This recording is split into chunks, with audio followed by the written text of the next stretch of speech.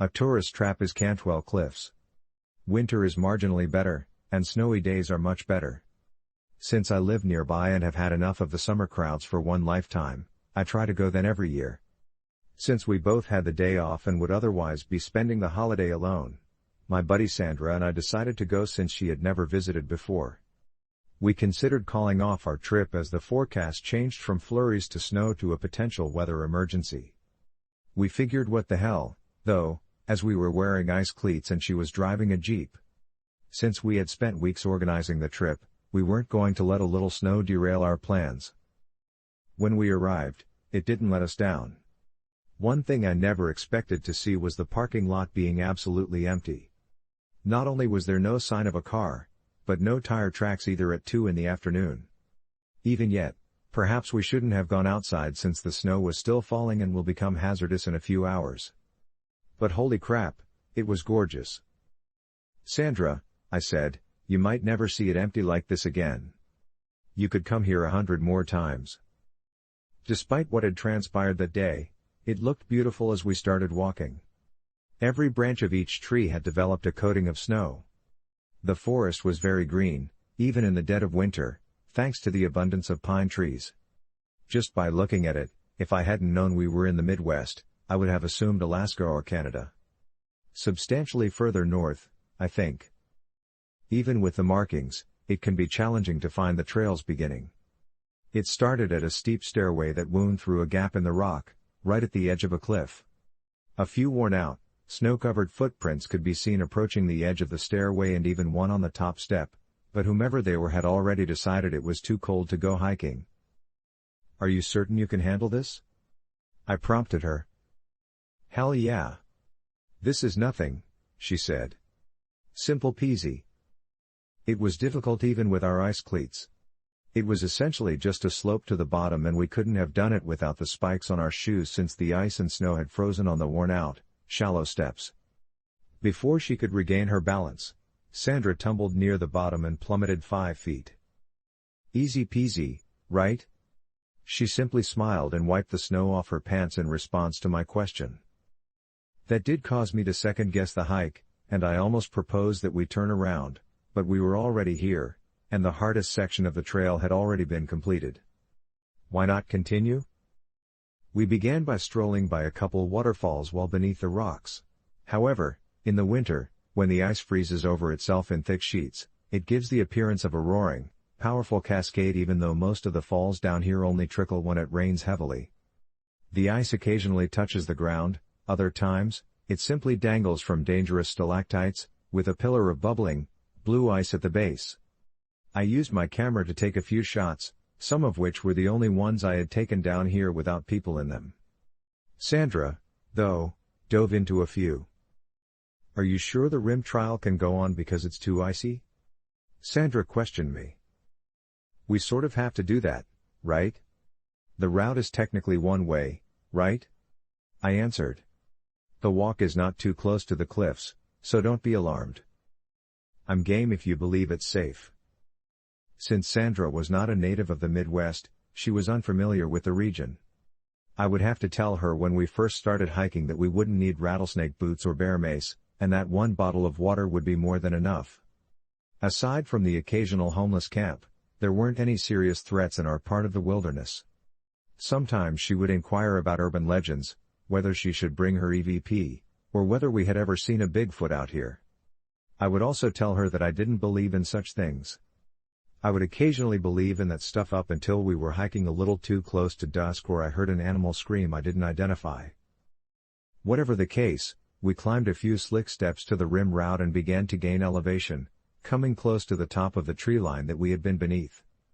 Over the years, I had hiked the trail innumerable times, and each time, it appeared taller in the winter.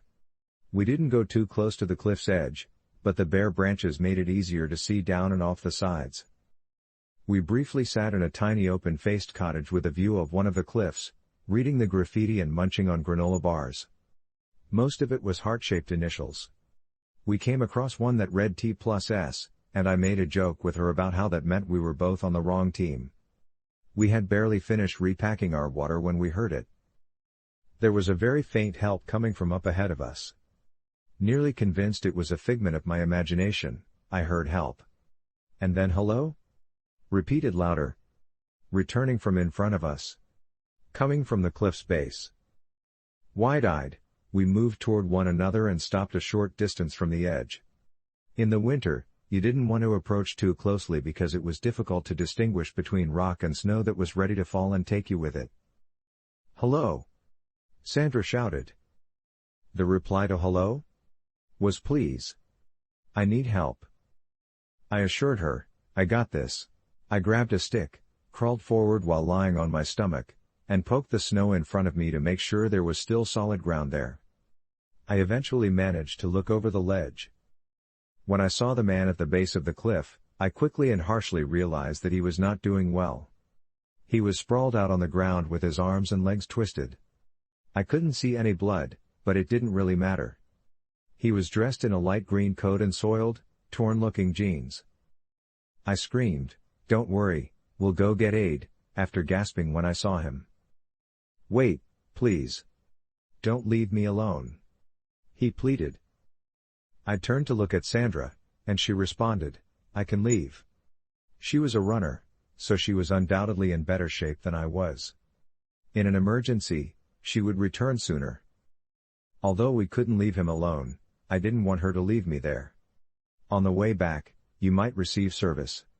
When you reach reception, your phone will ring off the hook with emails and other stuff. She bowed. "If you don't get it driving out of here, maybe on the first hill," the judge said. She remarked, "I'll be speedy," as she flung her pack over her shoulder. I said, "Go." She then left. "Afraid not?" I shouted, "I'm still here." During my brief talk with Sandra, the wind had subsided, so I could hear considerably better when he said, "Thank God." "And I thank you, sweetie." I informed him, "And my friend is going to get assistance." I then said, "You're going to be okay," even though I didn't really believe it. I pushed a few sticks out of the way from under my belly and sat down in the chilly snow. I was able to see him more clearly the second time I leaned over the side. His right arm was crossed over and appeared to have snapped before his elbow. It was overly short and folded over twice in a hideous bundle. He had his other arm tucked beneath him. His legs also appeared odd. Both of them weren't bending properly. But the fact that he was speaking was encouraging.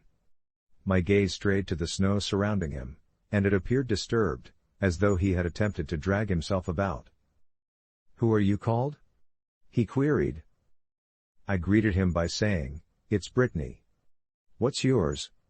Since I wasn't moving, the cold was bothering me more, so I pulled my cap a little lower. Nevertheless, it was nice that the wind had subsided. "Brittany," he repeated, oblivious to my query. Then he said, "Brittany, are you alone up there?" I said, "Yeah, my pal went to get help." I made an effort to seem comforting, but I didn't believe it was appropriate for him to ask it so soon after I had told him. He answered, "That's good." And then a quieter "That's very good." "How much time have you spent there?" I quizzed him. "Long time," he said. And I said, "Yeah, no shit. Since there were no other tire tracks on the lot, he must have been there for at least a day." I then wondered, wait a minute, where was his car? I was thinking when he said, "Brittany, I've been down here for so long." To avoid the strong gust of wind that was coming from the forest again, I wriggled closer to the ground. Even though I knew it was only the weather, the way he pronounced my name made me feel even colder. Although he was obviously insane, I felt awful for having that thinking since there was something frightening about him. "And I've been down here so alone," he sang. Another thing that bothered me was why we hadn't observed any footsteps walking down the stairs at the trailhead. I said, staring back over the edge, "Well, don't worry. You're no longer alone." "No, I'm not," he said, somewhat shuffled. I was about to caution him against moving when my gaze fixed on the snow surrounding him. It wasn't like he had been crawling around based on the manner it had been disturbed. Footprints were found, coming from a very deep place in the jungle, up to his body. He then stood up as a result. The horrible yet perplexing notion that he hadn't fallen caused my eyes to widen. He arrived by foot. I briefly lay there while attempting to make sense of what had happened. He had to be attempting to divert my attention for some purpose. I recalled the tales you often hear about girls stopping you on the side of the road with a baby or a broken-down vehicle, only to divert your attention long enough for the rest of their group to emerge from the trees or to obstruct your path. I peered behind me, expecting to see someone closing in, but nobody was there. I turned around once more, prepared to get up and go, but what I saw stopped me in my tracks. He was on his feet. However, his legs were still facing backward and his knees were bending out from behind him. Then his arms spread out. His arms kept getting longer as they straightened out, so the bends I had mistaken for fractured bones were only a deception to hide their length. His hands, which had been hidden by the snow, were now exposed at the ends. The fingers were extraordinarily lengthy, with what I assumed to be claw-like black tips at the end. The cliff had a concave bottom, so as he approached it closer, I lost sight of him. Within seconds of hearing a terrible scraping sound, I caught sight of his head peering around a ledge further up the cliff. He said in a sing-song voice, "Peekaboo." He was ascending the cliff's side. I rose and sprinted as quickly as I could across the snow and ice. I was moving so slowly that it was like attempting to run in a dream. I was slipping and sticking with every stride. I couldn't have outrun him even in ideal circumstances. Even the wind was against me, forcing me back towards that dreadful drop-off at a speed of at least 20 miles per hour. He had already climbed the rock when I heard crunching in the snow behind me. I took a few more steps while running before slipping on the ice like a horror movie girl. Before I could stand up, I felt something scratch my back. I didn't think my heart could beat any faster, but as soon as he exclaimed, "Caught you, Brittany," it started to race. I battled for my life while kicking, screaming, and being easily dragged back by him. However, he was unfazed by the monster, whatever it was. Every kick and punch I delivered to him only made his claws dig further into my sides, but I persisted. I tried to grab the cabin as he pulled me past it, and as we neared the cliff's edge, I sank my nails into the ice, but it was ineffective. My feet were in the air as the thing tossed me over its shoulder and began to descend. I grasped a little tree that was growing down the cliff's edge and used all of my effort to hang on to it. "Come on, Brittany, I won't leave you now." I pulled away from him as he spoke and took my first real look at his face. It appeared to be a human, yet it was incredibly pale and had almost white, icy blue eyes. He had such ice-cold arms. Quite cold. Additionally, his clothing was too tiny. His garment was adorned with little blue flowers. It appeared to have been torn off because of the holes on the side and down the front. With those same claws? Rip off? I questioned. Keeping a deathly hold on the tree, I kicked frantically at the ice above us. The ice cracked by chance or perhaps through some god's supernatural intervention, if you believe in such things. The creature looked up, perhaps sensing a surprise on its lifeless face, and then collapsed. It released its hold on me and raised its dreadful clawed arms in an effort to defend itself.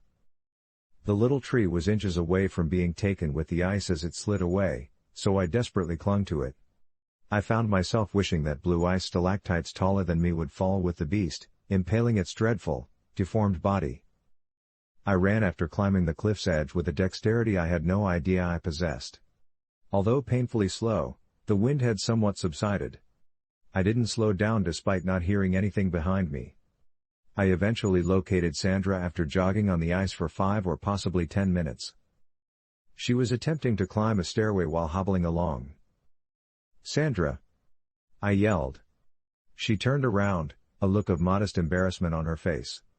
I deduced that she must have been moving too quickly and twisted her ankle. "We must leave this place," I said her as I came up with her. "Now."